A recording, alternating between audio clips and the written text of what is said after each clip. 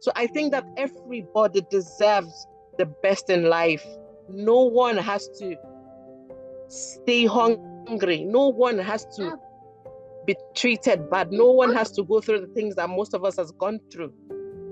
So what I'm saying is, I think we need to keep pushing and we need to keep speaking about these things. All people need support when they are giving birth, right? So to go back to your question, Sarah, about what do pregnant asylum seekers or refugees, what do they need when they're, well, they need the same thing that everyone else needs when they're pregnant and giving birth. They need to be safe. They need support. They need security. I love what you're saying, because I think the population of Glasgow is changing so dramatically, and it's really important that services and practitioners and all providers are very keenly aware of the lived experiences of their clients and of their patients. It's really important to understand how different we are, and also that we need really different things.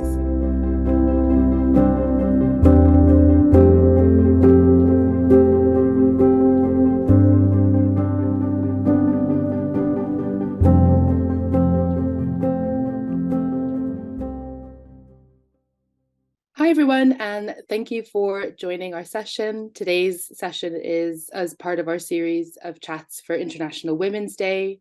We're hosting a series of chats related to reproductive justice and migration. My name is Sarah Shemery, and I'm doing a PhD that relates in social work on perinatal loneliness and migration, focused specifically on single refugee mums. I work with Amma as a volunteer, as a researcher, as a birth companion, and I would love to introduce you to two people today. Hi, my name's Lucy Lowe. I am a senior lecturer in anthropology at the University of Edinburgh, and my work deals with the intersection of migrant and reproductive justice. And I'm also a volunteer with Amma. Hi, my name is Comfort. I'm Anjorin. I'm an activist, I'm a mom, and I'm a media practitioner, and also I'm a volunteer with Amma. Thank you. Thank you both for being here today. So as part of our series, I'm facilitating this chat, and we've invited you both here today to discuss some really interesting themes related to reproductive justice and migration. Just a few questions today. What are the challenges refugees face in accessing reproductive health care? And how can we make sure that they have the same services as non-refugees? I think we can even step back from this a little bit before we even get into healthcare and think about the experiences that migrant women have, and particularly refugee and asylum seeking women, taking this all the way back to experiences of conflict and displacement, and looking at the ways in which reproductive justice should really be embedded throughout. So a lot of women experience sexual violence during conflict, right? We know that this is a major part of many people's experiences of displacement. It's even recognized as forms of genocide and crimes against humanity. And that can have all sorts of implications for their health care needs when they reach countries where they're seeking asylum. We know that women are often left behind in contexts of conflict, left to care for families, left to care for children and the elderly and so forth, right? If we look within refugee camps, there's disproportionate numbers of women-headed households because of these kind of gendered experiences of conflict and displacement. And then if we look at journeys of displacement, again, we see particular vulnerabilities that women have. Again, the particular exposure to sexual violence, higher rates of trafficking. For some women, when seeking asylum, they know that they're going to face extremely difficult and extremely risky journeys. And in some cases, they take decisions to take large amounts of hormonal contraceptives in an effort to prevent themselves from getting pregnant. We know that other women are forced to take high amounts of hormonal contraceptives if they're being trafficked. And we know that some women end up pregnant as a result of violence during their journey, and other women become pregnant during their journey or after their journey. So a big point here is that seeking asylum and migration is dangerous because of border regimes that make it dangerous, right? They expose women to sexual and reproductive violence and injustices, right? So that should be our starting point even before we get to the healthcare needs. I think Lucy has said a lot of things. I would say most problem that for myself and from my experience, most problem I would take it from the point of being a mom and seeking asylum in a new country where you have nobody and no family. It's a really, really tough one.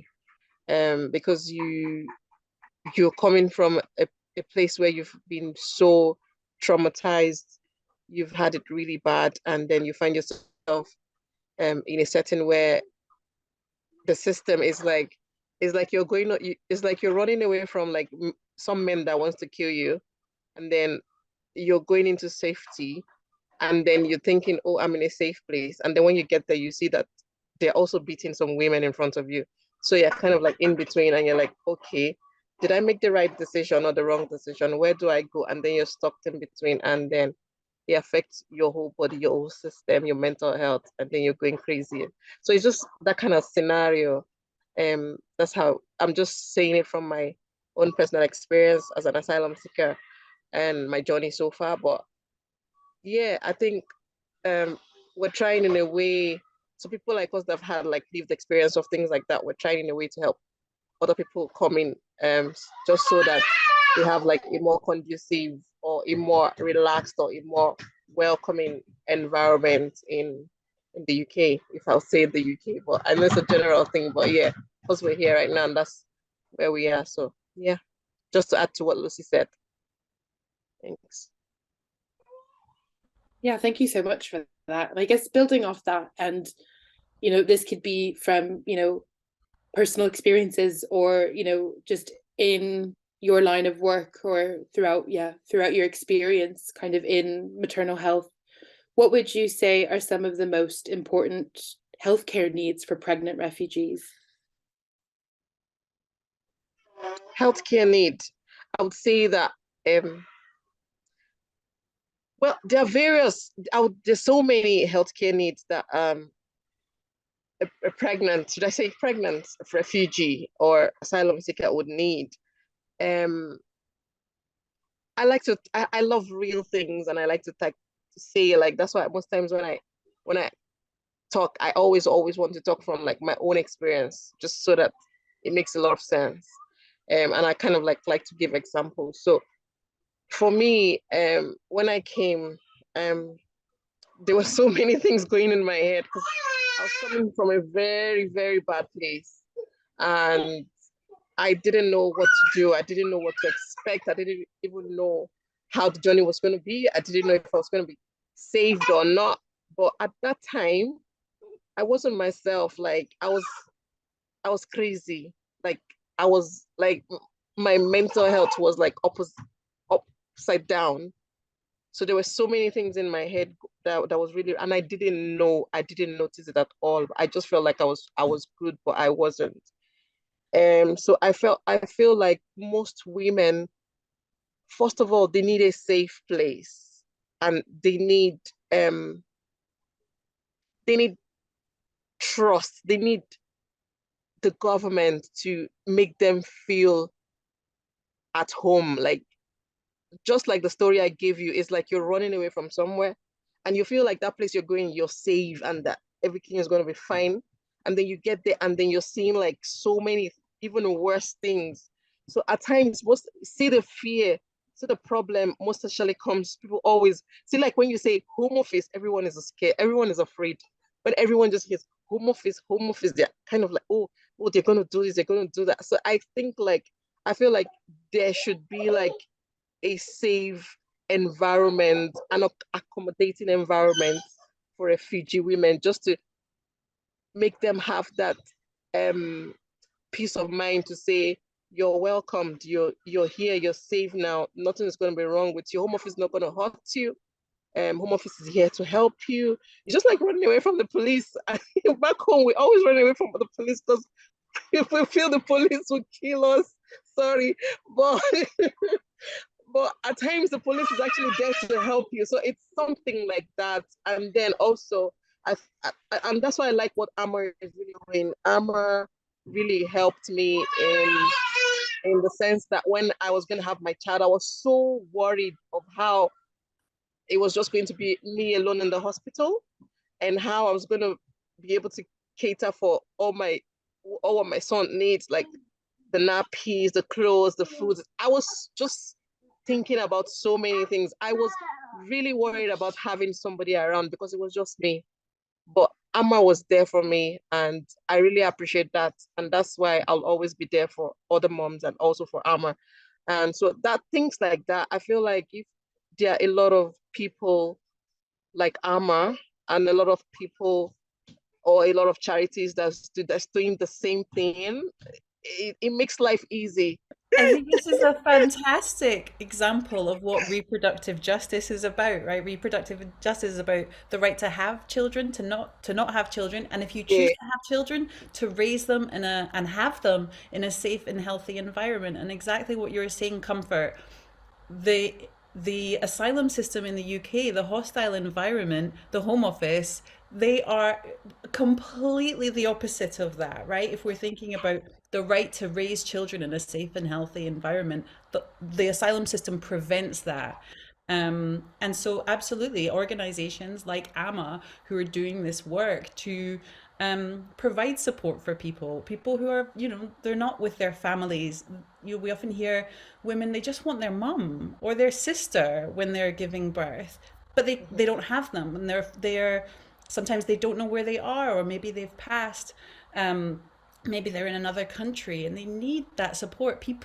All people need support when they are giving birth, right? So to go back to your question, Sarah, about what do pregnant asylum seekers or refugees, what do they need when they need the same thing that everyone else needs when they're pregnant and giving birth. They need to be safe. They need support. They need security. And the government isn't providing that, right? And it's so important to have organizations like Amma who are meeting those needs. Thank you guys for that. And building off of that, what do you think that healthcare providers can do to support the health needs of refugee mothers? healthcare providers like NHS. NHS, yeah, maybe any nurses, midwives, GPs that you interact with. Anyone who, sorry, go ahead. Yeah, I think I think there should be more services or more staffs or some, I don't know, but I think there should be more extended services in terms of language, in terms of trauma, in terms of the background of these people, because at times you find out that they don't even really know who you are. They don't really they can't really associate. I would I would say at times when I I have like some things bothering me and I go to my GP, he really doesn't have like he don't really doesn't know, like it's not his fault, but I feel like he doesn't really understand. At times I need to start explaining to him to say, you see, when I was back home, my doctor would tell me this and tell me that, and I'm like, oh, okay. But the thing is, here we don't have things. I think that at times they need like some extra information concerning these women, or maybe some extra learning or some extra support. Maybe from a consultant or people that really have the knowledge about us. I don't know how to put it, but yeah, I think that the NHS and the midwife and the GP should try and be very, very supportive and be very kind, because I've had cases when I've tried to access health information and even access things for myself, and it really was like a really, really big, like a barrier, like a really, really big obstacle to just to even speak to the GP or just to even ask for things. There were times when I've fought, when I've been angry. There's times when I've escalated and said, why do I have to be so because the thing with my skin color is every little thing counts. So even the way you look at me counts because I'm in a strange country and you can actually count how many of my kind of people are here. So when I pass by you and I say hello and you're like, that sends a signal into my head. So maybe if people are a little bit more kind and a little bit, I'm not saying we are here to be pampered, but if everyone is just really nice, it just makes the whole world a better place for us. Yeah, definitely. And I think as well, I love what you're saying because I think the population of Glasgow is changing so dramatically, and it's really important that services and practitioners and all providers are very keenly aware of the lived experiences of their clients and of their patients. It's really important to understand how different we are and also that we need really different things. Yeah, definitely. I think all the things that we've discussed so far definitely point to the need for healthcare services that are anti-racist, healthcare services that are culturally sensitive and culturally informed, and that doesn't only improve services for refugees. That improves services for everyone. Trauma-informed health services would, especially around maternal health care, would transform it incredibly for the better for everyone.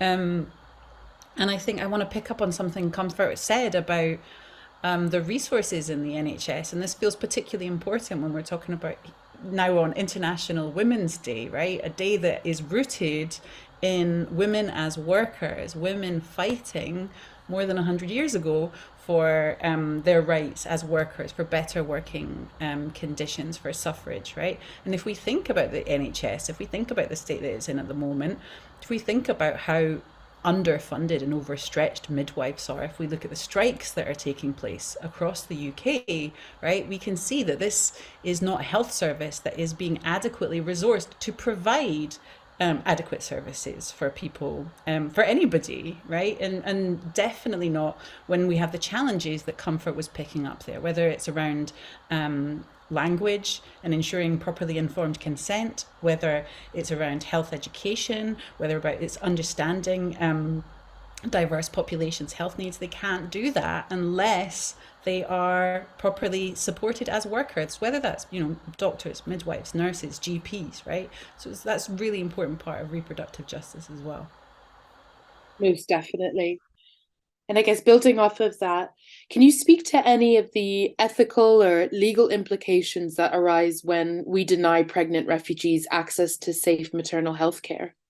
It's a big question. Oh, I'm so sorry. We don't need to answer No, don't apologize for it. It's a great question. I mean, to go back, the issue of informed consent is a huge one, right? So, on the one hand, it's about people's ability to communicate in English, but also to communicate in English medical terminology, which, and to be able to communicate with the NHS, which is a very huge, enormous, confusing institution, right? There are serious ethical and legal questions there about if people are getting adequate support to understand the services that are being offered to them or the procedures that are being done to them.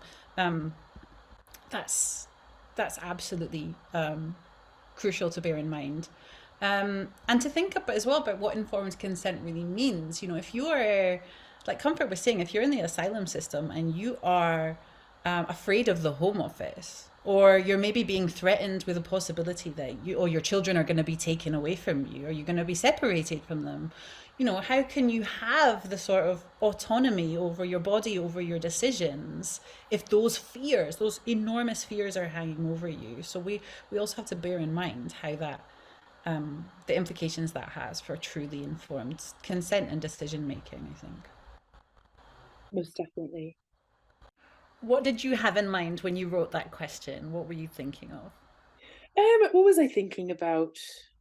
Yeah, definitely. Like the lack of data. I think so much about the lack of data. I think so much about the lack of understanding of how people are being treated within the system. And also kind of building off what you said, Lucy, the system is so fatigued. Everyone is exhausted. Everyone is very overworked and severely underpaid and exhausted. And you can see that reflected in the system. And that's quite sad. So yeah, I definitely think we need so many more initiatives to understand what's actually happening, who's coming from where, who needs what, who's being supported, what does that support look like, is it enough, are we actually meeting kind of the greatest needs of the population? That's what I was thinking. But yeah, we can move on to the last question, if that's okay. Does everyone feel all right? Okay. So how can people support refugees and advocate for their rights to safe and appropriate maternal health care? So I guess what can we do to really support this cause to make it a more just system? I think we need to keep pressing the government and keep putting the word out there with evidences, and we just need to keep we just need not to keep quiet. That's the thing. Like, for instance, I've come to realize that whenever I have a problem and I escalate it to get solved immediately, but most times when I keep quiet, like it builds up, like it builds up, not even within me, but it builds up even within the system. Like they feel like you're intimidated already, and they feel like you're not gonna say anything, and they're gonna keep you there. But at times when you keep speaking and when you let people know that you know your rights, I have the right as a human being to speak. I am not a criminal. I am I'm here for safety. And I think that everybody deserves that. I always say that if I you come to me in my home, even back home in Africa, you knock on my door and you tell me, oh, I don't have a place to stay, I would take care of you. So I think that everybody deserves the best in life. No one has to stay hungry. No one has to be treated bad. No one has to go through the things that most of us has gone through. So what I'm saying is, I think we need to keep pushing and we need to keep speaking about these things. And I feel like not everything will be solved immediately, but just putting the word out there gradually, these things will still be, because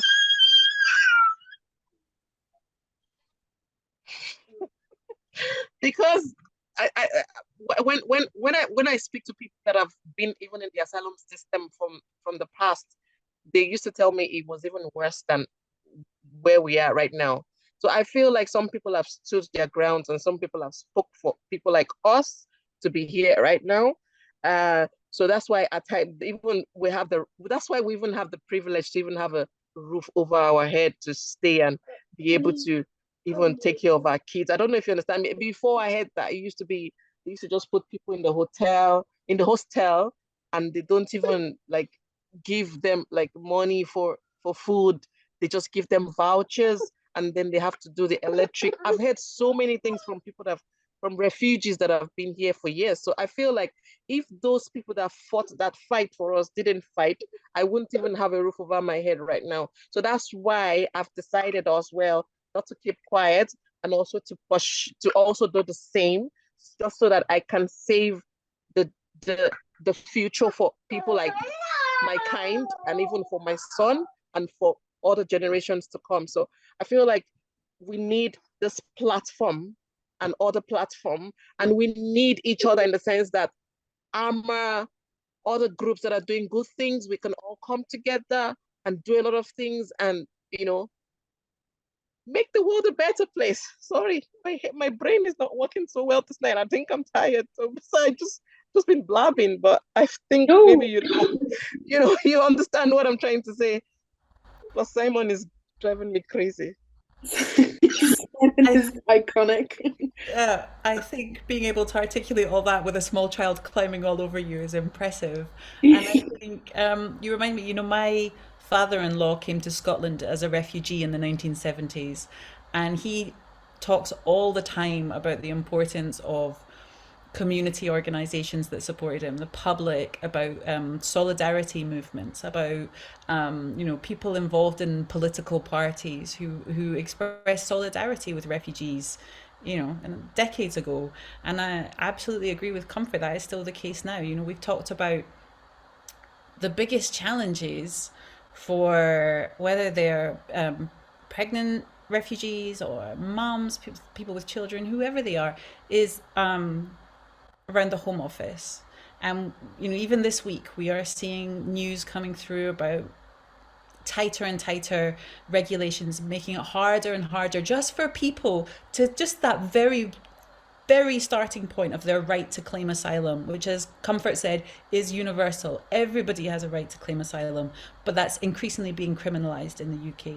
And that's something everybody should be fighting, not just people who are going through that system themselves. So it's really important for people to be, harassing their MPs or their MSPs or their councillors or anybody who listen, right, about how fundamentally unjust these regulations are. And then we can also look to the NHS, which we've talked about, and the dismantling of that. And again, show solidarity with people who are really struggling to still provide a good service within the NHS. And I think the importance of supporting organisations, whether that's with your time, with your money, with being loud and being gobby and starting fights and agitating for justice, showing up at demos, showing up at protests, writing letters, or if it's joining a language cafe and chatting with someone who's new to your area and trying to understand how everything works and trying to learn English, whether it's volunteering with Amma to be a birth companion or a postnatal companion. There are so many ways in which people can show their solidarity and show their support, and it's really, really important, because it was for all the reasons that Comfort already said. Yeah, absolutely. And I couldn't agree more. Like, going out into your local community and seeing what's happening, who's doing what, how can you get in there, how can you help, and again, how can you agitate, how can you disrupt, I think, these systems that really, really harm people, and they're harming people that live in our communities that have every right to be there and live safe and happy lives with their children. Thank you both so much for joining us today. This was such a lovely conversation, and we're so thankful for your insights. Thank you. It was great talking with you guys. Thank you. Happy International Women's Day. Happy International Women's Day. Happy International Women's Day, comrades.